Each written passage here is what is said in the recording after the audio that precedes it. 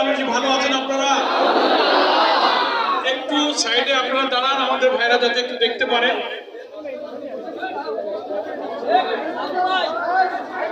যদি কষ্ট করে একটু পায়ের উপরে আমরা তো বসি একটু, তাহলে দেখতে ভালো লাগে, দূরের ভাইরা দেখতে পারবে। পায়ের উপর ভর করে একটু বসি আমরা, আমার ভাইরা একটু পায়ের উপরে ভর করে বসি।